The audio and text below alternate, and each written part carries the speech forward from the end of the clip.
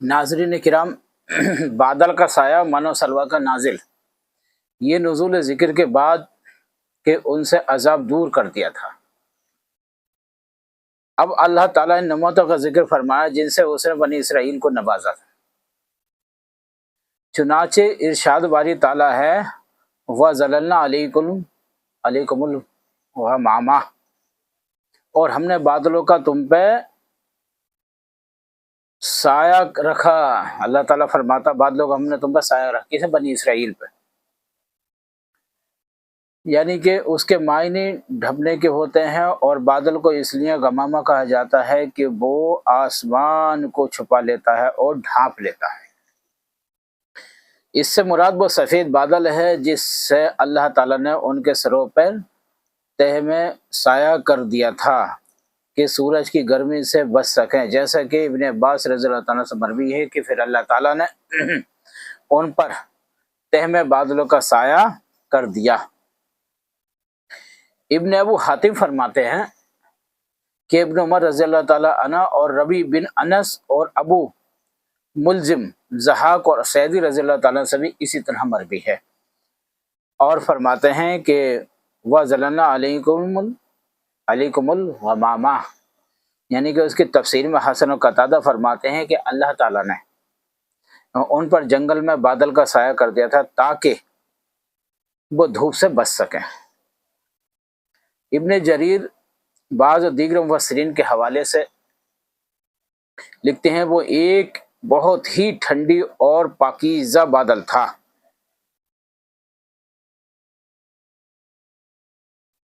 ارشاد باری تعالیٰ ہے کہ اللہ تعالیٰ ارشاد فرماتا وَأَنزَلْنَا عَلَيْكُمُ الْمَنَّ، اور ہم نے تم پر من و سلوہ نازل کر کے یعنی کہ اتار کے، اور بارے میں علی بن ابو طلحہ نے حضرت ابن عباس رضی اللہ تعالیٰ عنہ سے روایت کیا ہے کہ ان کے لیے من درختوں پر نازل ہوتا تھا، وہ صبح کے وقت جاتے اور جس قدر چاہتے کھا لیتے۔ قتادہ فرماتے ہیں کہ من ان کے گھروں میں ہی میں اس طرح نازل ہوتا تھا جس طرح برف باری ہوتی ہے، یہ وہ دودھ ہے سے زیادہ سفید اور شہد سے زیادہ میٹھا تھا، اور طلوع فجر سے طلوع آفتاب تک نازل ہوتا تھا، اور ان میں سے ہر شخص دن بھر کی اپنی ضرورت کے مطابق لے لیتا تھا، اگر کوئی اس سے زیادہ لے لیتا تو خراب ہو جاتا اور کھانے کے قابل نہ رہتا تھا۔ ہاں البتہ چھٹے دن یعنی جمعے کے دن وہ اس قدر لے سکتے تھے جو چھٹے اور ساتویں یعنی جمعے ہفتے کے دونوں دنوں کے لیے کافی ہوتا، کیونکہ ہفتے کا دن ان کی عید کا دن تھا اور اس دن سب کاموں کی چھٹی ہوتی تھی۔ یہ سارے نماز جنگل ہی میں پیش آتے تھے۔ منا کے بارے میں مشہور ہے کہ اسے اگر تنہا کھایا جاتا تو یہ کھانا بھی تھا اور مٹھاس بھی، اور اگر اس کو پانی میں حل کر دیا جاتا تو اس سے ایک عمدہ مشروب بن جاتا، کسی اور چیز میں شامل کر لیا جاتا تو کھانے کی ایک دوسری قسم بن جاتا من۔ لیکن آیت میں منہ سے مراد وہ صرف یہی نہیں بلکہ کیونکہ صحیح بخاری حدیث میں ہے کہ اللہ تعالیٰ ارشاد فرماتا ہے کبھی بھی من کی قسم سے ہے اور اس کا پانی آنکھوں کے لیے شفا ہے۔ اس حدیث کو امام احمد رحمۃ اللہ علیہ نے بھی روایت کیا ہے، اور نیز اس حدیث کو امام ابو داؤد کے علاوہ دیگر کئی محدثین نے بھی روایت کیا ہے۔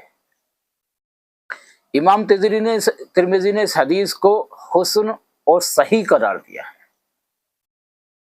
امام ترمذی نے حضرت ابن ابو ہریرہ رضی اللہ تعالیٰ سے روایت کیا ہے کہ رسول اللہ صلی اللہ تعالیٰ علیہ وسلم نے فرمایا ہے کہ اور عجبہ مدینہ منورہ کی ایک اعلیٰ ترین قسم کی کھجور جنت سے ہے،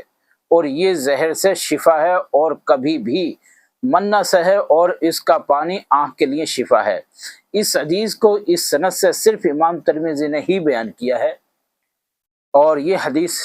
امام ترمذی کی ہے۔ سلبہ کے بارے میں علا من ابو طلحہ نے ابن عباس رضی اللہ تعالیٰ سے روایت کیا ہے کہ سلبہ بٹیر کے مشابہ ایک پرندہ تھا جسے وہ کھاتے تھے۔ سیدی نبی ابن عباس رضی اللہ تعالیٰ اور ابن مسعود سے بھی روایت اور دیگر صحابہ سے بھی روایت یہی روایت بیان کی ہے۔ مجاہد، شافعی یعنی ضحاک اور حسن و کرما اور ربی بن انس رحمۃ اللہ علیہ کا بھی یہی قول ہے،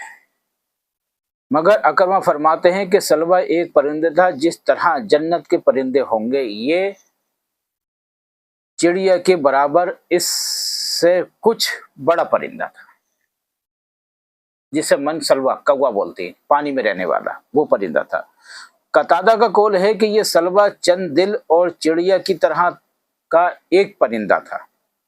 جنوب کی طرف سے ہوا چلتی تو ڈھیر لگا دیتی اور اپنی دن بھر کی ضرورت کے مطابق ذبح کر لیتا تھا، اور اگر وہ ضرورت سے زیادہ جمع کرتا تو خراب ہو جاتا، کھانے کے قابل نہیں رہتا تھا۔ اور ہاں البتہ جسے چھٹے دن یعنی کہ جمعہ کے دن اس قدر ذبح کر سکتے تھے کہ جو چھٹے دن اور ساتھ میں یعنی کہ جمعے اور ہفتے کے دونوں کے لیے کافی ہوں، کیونکہ ہفتے کا دن عبادت کا دن تھا اور اس دن عبادت کے سوا دیگر تمام کاموں کی بھی چھٹی ہوتی تھی۔ ارشاد والی تعالیٰ ہے کلو من طیباتی ما رزقناکم، جو پاکیزہ چیزیں ہم نے تم کو عطا فرمائی ہیں ان کو کھاؤ، یہ حکم اباحت کے لیے ہے، یعنی ان چیزوں کا کھانا ان کے لیے مباح تھا، اس میں رہنمائی بھی تھی اور احسان بھی۔ ارشاد باری تعالیٰ ہے کہ اللہ تعالیٰ فرماتا وما ظلمنا ولکن کانوا انفسہم یظلمون، اور انہوں نے ہم پر ظلم نہیں کیا بلکہ ہم اپنے آپ پر ہی ظلم کرتے تھے۔ یہ گروہ تھا بنی اسرائیل کا جو اپنے آپ پہ ظلم کرتے تھے، یعنی ہم نے تو انہیں یہ حکم دیا تھا کہ یہ رزق جو ہم نے تمہیں عطا فرمایا ہے اسے کھاؤ اور اپنے رب کا شکر بجا لاؤ، جیسا کہ اللہ تعالیٰ نے فرمایا کلوا من رزقکم ربکم واشکروا لہ، ہم نے کہا تم اپنے رب کا رزق کھاؤ اور اس کا شکر ادا کرو، لیکن انہوں نے اپنے رب کے حکم کی مخالفت کی اور کفر کیا اور اپنے اوپر ظلم کیا، حالانکہ انہوں نے خود اپنی آنکھوں سے روشن نشانیاں، معجزات اور قاطعتاً اور بہت سے خرق عادات امور مشابہ بھی کر لیا تھا، بہت سی مسائل، بہت سے عادات۔ اللہ تعالیٰ قرآن شریف کے اندر پھر ارشاد فرماتا وَإِذْ قُلْنَا ادْخُلُوا هَٰذِهِ الْقَرْيَةَ فَكُلُوا مِنْهَا حَيْثُ شِئْتُمْ رَغَدًا وَادْخُلُوا الْبَابَ سُجَّدًا وَقُولُوا حِطَّةٌ نَغْفِرْ لَكُمْ خَطَايَاكُمْ وَسَنَزِيدُ الْمُحْسِنِينَ فَبَدَلَ الَّذِينَ ظَلَمُوا قَوْلًا غَيْرَ الَّذِي قِيلَ لَهُمْ فَأَنزَلْنَا عَلَى الَّذِينَ ظَلَمُوا رِجْزًا مِّنَ السَّمَاءِ بِمَا كَانُوا يَفْسُقُونَ۔ اللہ تعالیٰ قرآن شریف میں ارشاد فرماؤ جب ہم نے کہا تم اس بستی میں داخل ہو جاؤ اور اس میں جہاں سے تم چاہو جی بھر کر کھاؤ، اور تم دروازے میں سجدہ کرتے ہوئے داخل ہونا اور کہنا کہ اللہ ہمیں بخش دے تو ہم تمہاری خطائیں معاف کر دیں گے اور ان قریب ہم احسان کرنے والوں کو زیادہ دیں گے۔ تو جن لوگوں نے ظلم کیا انہوں نے بات بدل دی سوائے اس کے جو ان کے سوا کہی گئی تھی۔ پھر ہم نے ان ظالم لوگوں پر احسان سے عذاب نازل کیا اس وجہ سے کہ وہ نافرمانی کرتے تھے، اللہ کی نافرمانی کرتے تھے۔ یہ بہت بڑے مسائل ہیں کہ اللہ تعالیٰ نے انہیں اس لیے احسان دکھایا، اس لیے جتایا کہ وہ اللہ کی نافرمانی کرتے تھے۔ اللہ تعالیٰ نے جیسے جیسے ان کے لیے حکم فرمائی، جیسے جیسے مرحمت فرمائی، جیسے جیسے حفاظت فرمائی، ویسا ان لوگوں نے نہ کیا، بلکہ انہوں نے اس کا الٹا کیا۔ تو اس لیے اللہ تعالیٰ نے بنی اسرائیل کے کچھ لوگوں کو فرمایا کہ تم وہ یاد کرو میری نعمت جو میں نے تم پہ انعام عطا فرمائے ہیں۔ حضرات صحابہ کرام رضی اللہ تعالیٰ یعنی کہ فضیلت اس سے بھی واضح ہوتا ہے کہ حضرات صحابہ کرام رضی اللہ تعالیٰ کو دیگر انبیاء کرام اور علیہ السلام کے اس اصحاب کے مقابلے میں کس قدر فضیلت حاصل ہے کہ انہوں نے رسول اکرم صلی اللہ علیہ وسلم کے ساتھ طویل سفر بھی کیے اور بہت سے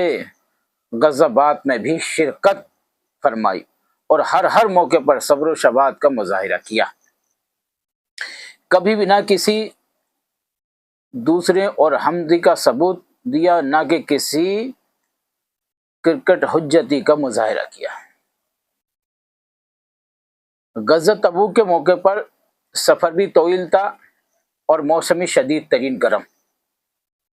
اور بہت ہی مشکلات کا بھی سامنا تھا، لیکن اس کے باوجود انہوں نے رسول اکرم صلی اللہ علیہ وسلم سے کوئی معجزہ طلب کیا، نہ کوئی اور مطالبہ کیا۔ اللہ کے رسول صلی اللہ علیہ وسلم سے نہ کسی طرف کسی بات کے طلب کی اور نہ ہی کسی طرف سے کوئی آپ سے کوئی بات چاہی۔ حالانکہ رسول اللہ صلی اللہ علیہ وسلم کے لیے یہ بہت آسان تھا، البتہ جب بھوک کی وجہ سے مشکل میں مبتلا ہوئے تو انہوں نے نبی صلی اللہ علیہ وسلم سے کھانے میں برکت کے لیے دعا کی، درخواست بھی کی، اور پھر جب درخواست کی تو اللہ کے رسول صلی اللہ علیہ وسلم نے کھانے پینے کا سارا سامان اس کے پاس یعنی کہ سامان ان کے پاس موجود تھا، تو انہوں نے انہیں جمع کیا تو وہ بکری کے بیٹھنے کی جگہ کے برابر تھا، تھوڑا سا تھا، جتنی بیچ میں بکری بیٹھ جاتی ہے اس کے برابر تھا، تھوڑا سا تھا۔ آپ صلی اللہ تعالیٰ علیہ وسلم نے اس میں برکت کے لیے دعا فرمائی اور آپ نے انہیں حکم دیا کہ اسے برتن میں ڈال دو، تو اس سے وہ تمام برتن بھر گئے جو اس وقت ان کے پاس تھے۔ جتنے بھی برتن تھے یعنی کہ جنگ تبوک میں جتنے برتن تھے وہ کھانا اور ناز اور پانی کم تھا، تو اللہ کے رسول صلی اللہ علیہ وسلم سے جب درخواست کی گئی تو اللہ کے رسول صلی اللہ علیہ وسلم نے ان کی درخواست کو قبول فرما کے اور ایک جگہ برتن وغیرہ منگوائے اور آپ نے جمع فرمائی، اس میں اللہ کے رسول صلی اللہ علیہ وسلم نے دعا فرما کے جو جس کے پاس برتن تھے آپ نے کہا سب اس برتنوں میں ڈال دو۔ جب سب نے ان برتنوں میں ڈالا تو انشاءاللہ تعالیٰ وہ سب کے سب جتنے بھی برتن تھے سب کے سب بھر گئے۔ یہ اللہ کا کرشمہ دیکھیے، اللہ ہی قدرت دیکھیے، سب کے سب بھر گئے، جن کے پاس تھے سب نے بھر لیا۔ اسی طرح صحابہ کرام رضی اللہ تعالیٰ کو جب پانی کی ضرورت محسوس ہوئی تو آپ نے پانی کے لیے اللہ تعالیٰ سے دعا فرمائی تو ان کے سروں پر ایک بادل چھا گیا جس سے بارش برسنے لگی۔ بارش کے اس برکت پانی کو انہوں نے خود بھی پیے اور اونٹوں کو بھی پلایا اور اس سے اپنے برتن بھی بھر لیے۔ پھر جب دیکھا تو یہ بارش صرف اسی جگہ ہوئی تھی جہاں صحابہ کرام رضی اللہ تعالیٰ کا لشکر فروش تھا، لشکر کا فرد تھے اور جہاں لشکر تھا وہیں پہ موجود تھی، اور اس سے آگے کہیں بھی بارش وہ موجود نہ تھی۔ اس سے جہاں اللہ تعالیٰ کی بے پایاں قدرت کا اظہار اور رسول صلی اللہ علیہ وسلم کی مطابعت کی برکت ثابت ہوتی ہے، وہاں یہ بھی معلوم ہوتا ہے کہ حضرت